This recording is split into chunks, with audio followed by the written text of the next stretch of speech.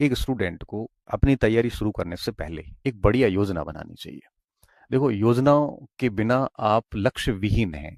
आपके पास में बढ़िया प्लानिंग होना चाहिए कि जैसे अभी आप वरिष्ठ अध्यापक की तैयारी कर रहे हो या अध्यापक की कर रहे हो या व्याख्याता की कर रहे हो, तो आपके पास एक प्रॉपर प्लानिंग होनी चाहिए कि मुझे किस तरह से काम करना है कि एटलीस्ट 3-4 बार सिलेबस पूरा हो जाए और बहुत सारा रिवीजन हो जाए, बहुत सारा आपकी प्रैक्टिस हो जाए।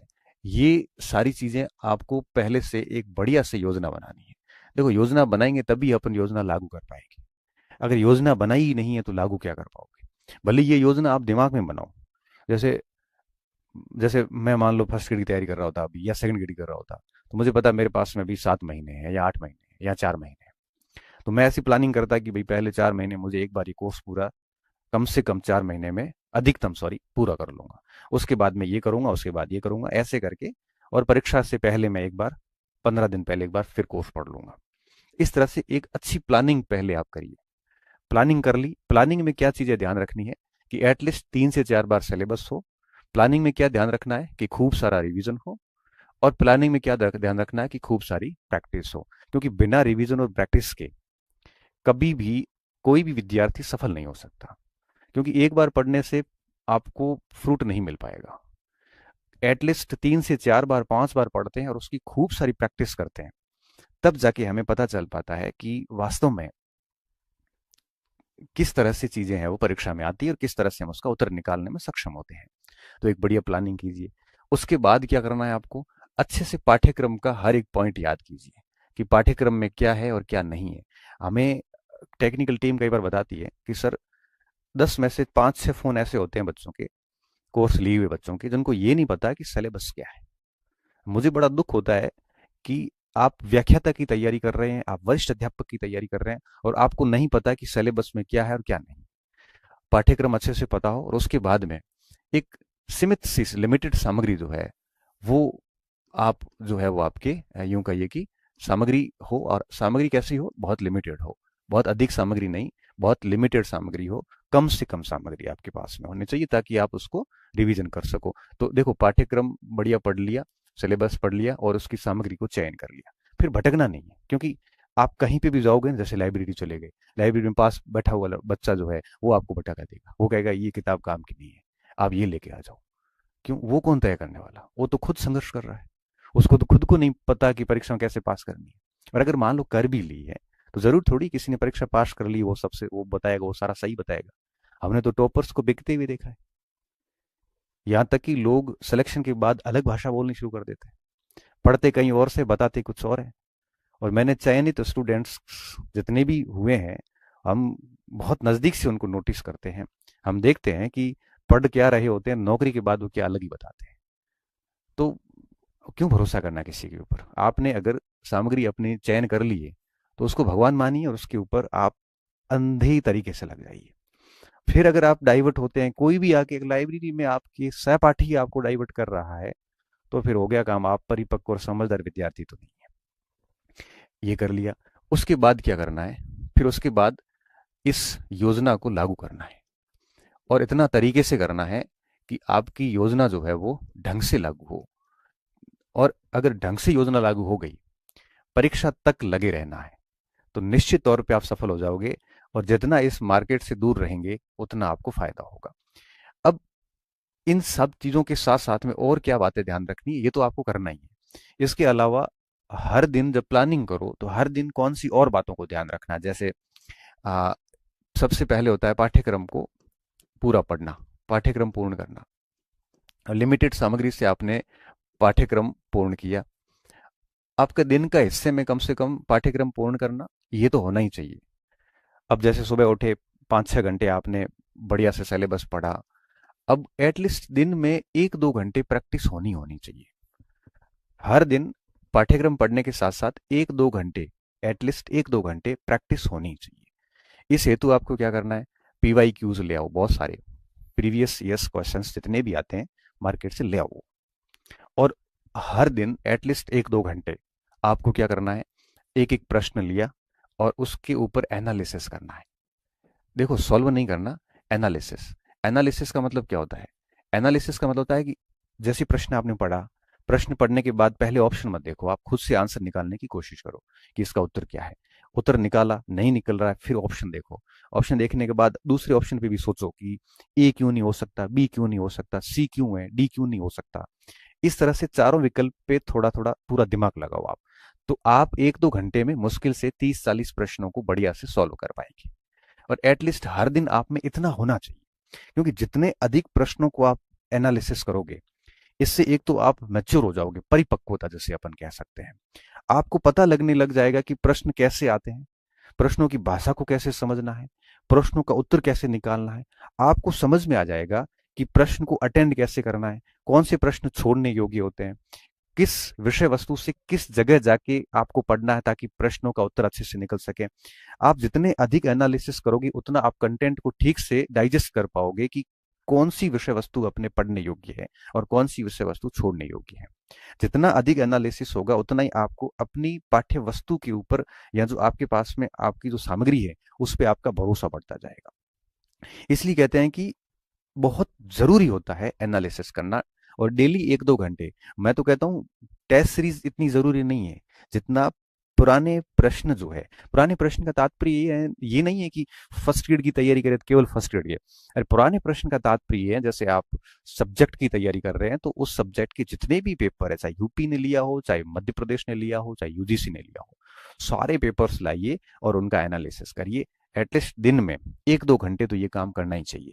जितना ज्यादा एनालिसिस होगा उतनी आप में मैच्योरिटी आएगी, उतनी आपकी एक्यूरेसी बढ़िया आएगी, और यही आपको समझदार बनाएगा। बाकी आप मूर्खों की तरह अगर पूरे दिन नोट्स या किताब में पढ़ ही रहे हो, उसकी अगर एनालिसिस प्रैक्टिस नहीं कर रहे हो, तो ये वो बात हो जाएगी कि गाड़ी के सारे नियम आपको आते हैं चलाने के, लेकिन आप ड्राइवर नहीं बन पाओगे। ड्राइवर तभी बन पाओगे जब आप सीट पे बैठ के उसकी प्रैक्टिस करोगे, एनालिसिस करोगे, तब जाके आप ड्राइवर बन पाओगे। स्विमिंग के नियम मुझे सब पता है, लेकिन मुझे स्विमिंग नहीं आती। क्यों नहीं आती? क्योंकि उसकी प्रैक्टिस नहीं। इंग्लिश की ग्रामर के रूल्स हमें पता है, लेकिन हम इंग्लिश नहीं बोल सकते क्योंकि हमारी वो प्रैक्टिस नहीं है। वो सेम बात यहाँ पे भी लागू होती है। अब क्रिकेट के नियम पता होने से आप अच्छे क्रिकेटर नहीं हो सकते। उसी भांति अगर आपको अच्छा करना है एग्जाम हॉल में, तो पढ़ने के साथ साथ में प्रैक्टिस करना बहुत जरूरी है। और प्रैक्टिस पीवाई क्यूज कीजिए, जितने भी पीवाई क्यूज मार्केट में आते हैं आप अपने रूम में रखिए, और जैसे ही टॉपिक पूरा हुआ आप ये काम दिन में, मैंने कहा दिन में 3 चीजें जरूरी है। एक तो ये पाठ्यक्रम पूर्ण करिए, आप अपने रणनीति से चलिए कि भाई 2 घंटे ये पढ़ रहे हैं, 3 घंटे वो पढ़ रहे हैं, वो ठीक है, चल रहा है। मेजोरिटी ऑफ टाइम इसको दे दो, 5-6 घंटे दे दिए, बट 1-2 घंटे आपको पीवाई क्यू को देने हैं। अब आप मुझे कहोगे कि सर पीवाई क्यूज हम कर लेंगे, हम सर एनालिसिस भी कर लेंगे और हम ये सब चीजें कर लेंगे, लेकिन कौन सा पीवाई क्यूज करें? जिस सुबह जैसे आपने इतिहास पढ़ा है, इतिहास में आपने जैसे मिडाइवल पढ़ा है, तो शाम को एनालिसिस मिडाइवल का ही करे या किसका करे? तो मेरी रणनीति ये रहा करती थी, जैसे मान लो कि जनवरी है, जैसे मान लो, ठीक है, और जनवरी में जैसे मैंने आधुनिक भारत और विश्व इतिहास पढ़ा, और फरवरी आया, फरवरी में जैसे मैंने मध्यकाल शुरू किया, मान लेते हैं, तो मैं फरवरी के अंदर जो एनालिसिस करूंगा वो करूंगा आधुनिक भारत और विश्व का। क्यों? क्योंकि मेरे वो पूरा पड़ा हुआ है और मैं पूरी फरवरी उसका एनालिसिस करता रहूंगा। इससे क्या होगा? इससे ये होगा कि फरवरी में मध्यकाल और एक और पार्ट ले लो, राजस्थान का ले लो, इसका तो मेरा पाठ्यक्रम पूरा हो जाएगा, और साथ साथ में जनवरी का पढ़े हुए का पूरा एनालिसिस होता रहेगा। और अब ये एनालिसिस करोगे तो इसका रिवीजन अपने आप साथ में होता जाता है। फिर जब मैं मार्च में 2 नए पोर्शन लूंगा तो जनवरी और फरवरी का फिर मैं फरवरी के रिवीजन और एनालिसिस पे बल दूंगा। इससे क्या होता है कि आप एनालिसिस प्रश्नों का जब करते हो तो जो आप पूरा पोर्शन पढ़ चुके हैं, जो छोड़ चुके हैं, जैसे मान लो कि पॉलिटिकल साइंस, जैसे कोई आरएस की तैयारी कर रहा है, अब जैसे वो, जैसे अभी अक्टूबर का महीना चल रहा है, अक्टूबर में वो भूगोल और इकोनॉमिक्स पढ़ रहा है, सितंबर में मान लो उसने पॉलिटिकल साइंस पढ़ के छोड़ दिया, तो अक्टूबर में जरूरत इस बात की रहती है कि अक्टूबर के अंदर वो पॉलिटिकल साइंस का एनालिसिस करे, प्रश्नों को मिलाए। इससे क्या होगा कि 2 सब्जेक्ट का पाठ्यक्रम चल रहा है और साथ में पीवाई क्यू पुराने वाले के चल रहे हैं, तो इससे क्या होगा कि साथ में बने रहोगे आप। तो इस हिसाब से कोशिश करनी चाहिए। और अगर कोई स्टूडेंट मैं कह रहा हूं कि 10 बार सिलेबस पाठ्यक्रम पढ़ ले, और उसने अगर पीवाई क्यूज नहीं किए और उनका अगर एनालिसिस नहीं किया है, तो बहुत संभावनाएं हैं कि परीक्षा हॉल के अंदर गलतियां करके फेल होगा। ये तय बात है। बोलिए आप दुनिया की सारी टेस्ट सीरीज दे दो, जब तक ये एनालिसिस नहीं होगा, अरे बच्चे तो क्या करते हैं, मैं देखता हूं कि प्रश्नों को देखते हैं, सीधा पीछे पेज मोड़ के उत्तर देख के लगा के चल जाते हैं। क्यों लापरवाही कर रहे हो ये? अरे एनालिसिस ये नहीं होता।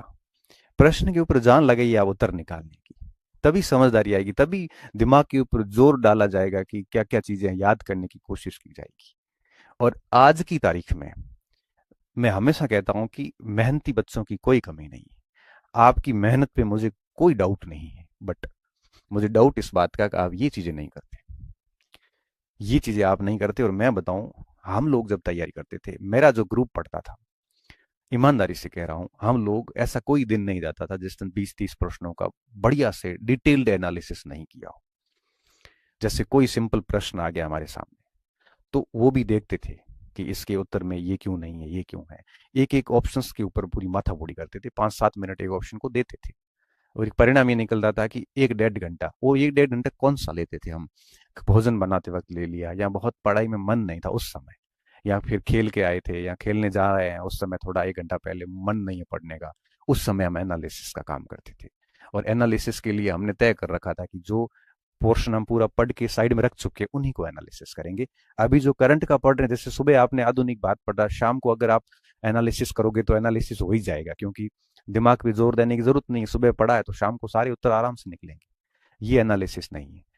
जनवरी का पढ़ा हुआ का एनालिसिस फरवरी में करो, और फरवरी वाले का एनालिसिस मार्च में करो, और मार्च में जो पढ़ रहे हो उसका एनालिसिस अप्रैल में करो। पूरा कोर्स हो जाता है, फिर वापस उसको इस हिसाब से घुमा दो। तो एटलीस्ट एक दो, और ये कौन से एनालिसिस करने, ये योजना आपको बनानी है। बट ध्यान इस बात का रखना है कि सुबह पढ़े हुए का शाम को एनालिसिस करने की जरूरत नहीं है। ये एनालिसिस की आवश्यकता एटलीस्ट 15-20 दिन बाद में होनी चाहिए। इससे क्या होगा, पुराना सब्जेक्ट भी कनेक्ट रहेगा जो आपने पहले 1 महीने पहले पढ़ा है, और नए वाला भी साथ साथ में पढ़ते रहोगे। तो एक तो ये चीजें करें। इससे क्या होगा कि आपकी मेमोरी अच्छी हो जाती है, और आपको वो पॉइंट जो है ना, क्योंकि किसी भी परीक्षा में 50-60% सवाल जनरली रिपीट होते हैं। जनरली कह रहा हूँ, कोई अब आप कहोगे सर पॉलिटिकल साइंस में तो नहीं हुआ। अब देखो, हर जगह ये बातें लागू नहीं होती, एक्सेप्शनल्स आर देयर्स, हर जगह होते हैं।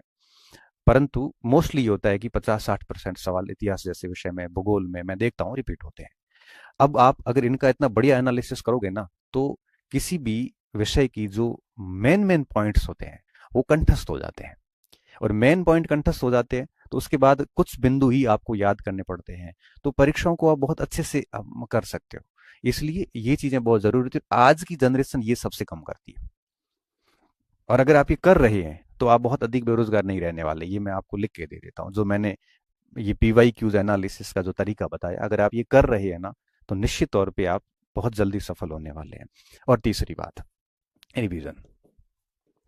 एक स्टूडेंट को अपने दिन के अंदर एटलीस्ट ये 3 चीजें शामिल होनी चाहिए, तभी ये लंबे समय तक याद रह पाएंगे, तभी रिवीजन मैनेज हो पाएगा, और तभी आप किसी भी परीक्षा को अच्छे से पास कर सकते हैं, प्रॉपर प्लानिंग के साथ टिल एग्जाम तक आप लगे रहते हैं तो।